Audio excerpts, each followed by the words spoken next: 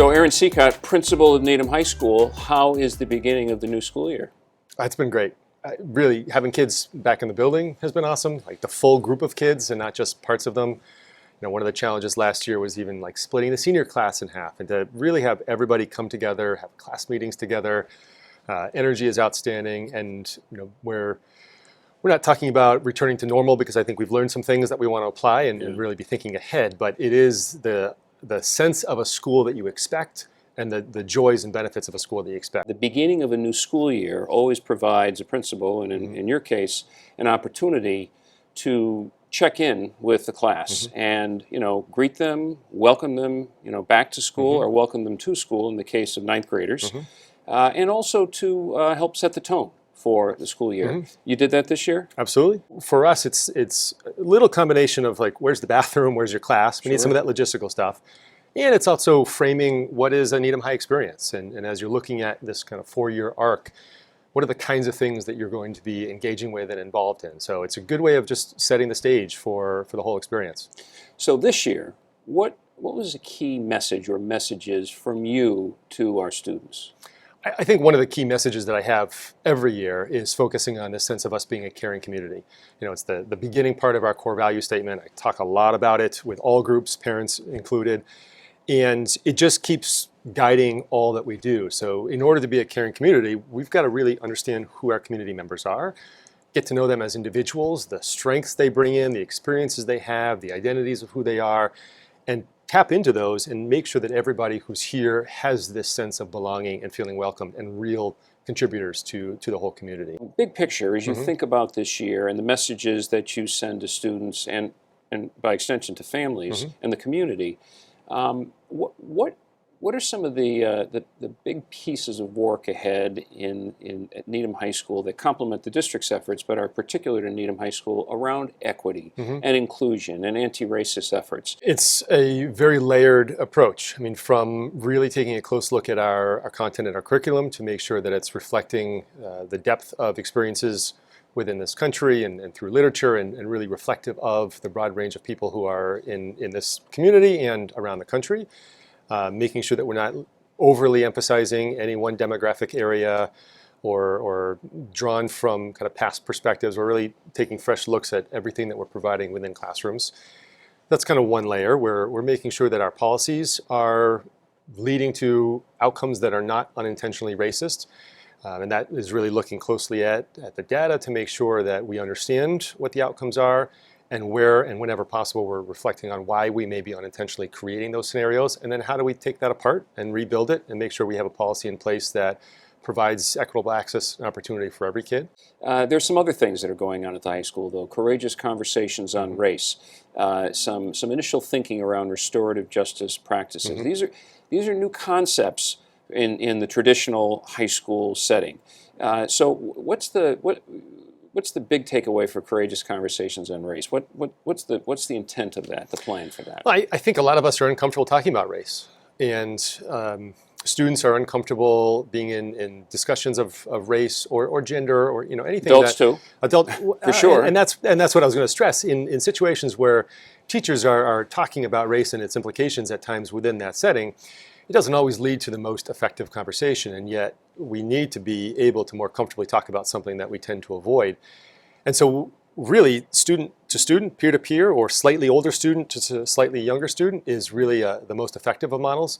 We've got students in this building who are such staunch advocates for a variety of areas of equity, but particularly around race and racial equity. And so for us, it's how do we empower them, amplify their voices, and give them an opportunity to make sure that they're affecting some positive change.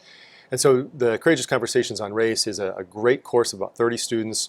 They do some reflecting of their own. They have a better understanding of some of the 400 years of history in this country, and get better equipped to be able to lead some of these difficult conversations and go into our classes with our first-year students and help them come to a better understanding of how we can have conversations about race. And really, that's what it is. It's not pushing anybody in a particular direction. It's just providing some of the language to be able to have an actual conversation, which then frames, well, can we disagree on this? How do we disagree with that in a respectful, meaningful way, and make sure that we're using our language in appropriate ways to be able to do that? Well, the schoolhouse, particularly at the high school level, should absolutely be a place where there can be dissent and voice and discussion and discourse, with some fundamental rules in place. And I would imagine, I can imagine some people saying, well, you know what, if you're going to talk about race, for example, if you're going to talk about gay students, for example, you're going to encourage discomfort. You're going to highlight something that we probably shouldn't talk about, because by talking about it, we're exacerbating the problem.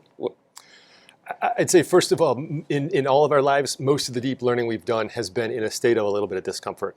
It pushes us to grow and to learn. And so discomfort's not a bad thing. I mean, let's just start there. Whether you're struggling with math or struggling with writing a paper or struggling with how to have a conversation about race, that discomfort is not automatically a bad thing.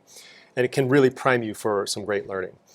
And I think we need to be able to sit in that space a little bit more to be able to help students grow through that a little bit. Students are well aware of race. Students are well aware of gender identity, of sexual orientation. And I think we'd be remiss if we weren't providing them some of the opportunity to understand how to engage in those conversations a little bit more, to enter it with curiosity and not with judgment or assumptions or conclusions, and to really learn from others about what their experiences are in respectful and meaningful ways.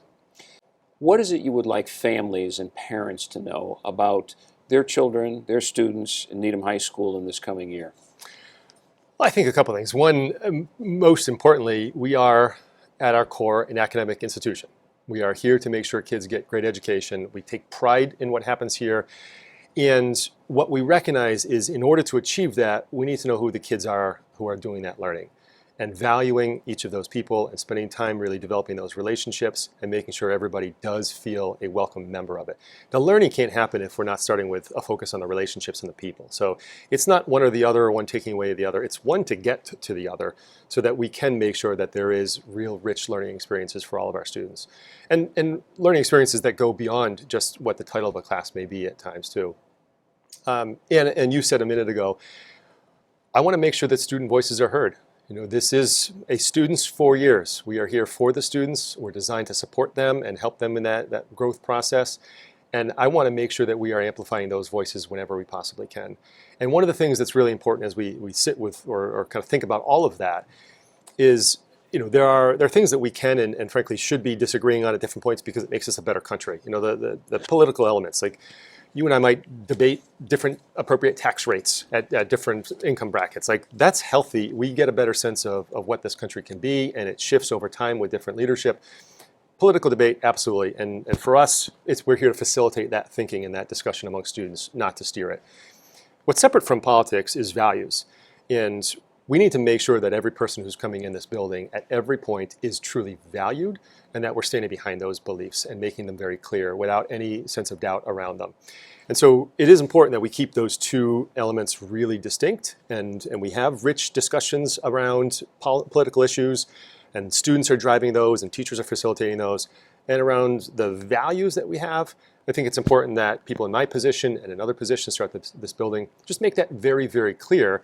And that ties back to a student's sense of belonging as they're realizing that they too are valued, and that primes them to be able to be in a position of learning, which is what we're after for everybody. Well, so it all very much connected in how we try and approach and support our students. Well, and you began with, it's an academic institution, and for students to feel ready for learning, they have to feel welcomed and safe and included, which is really, I think, a key message that you have for families and parents. We value your children for the individual that child, that student is.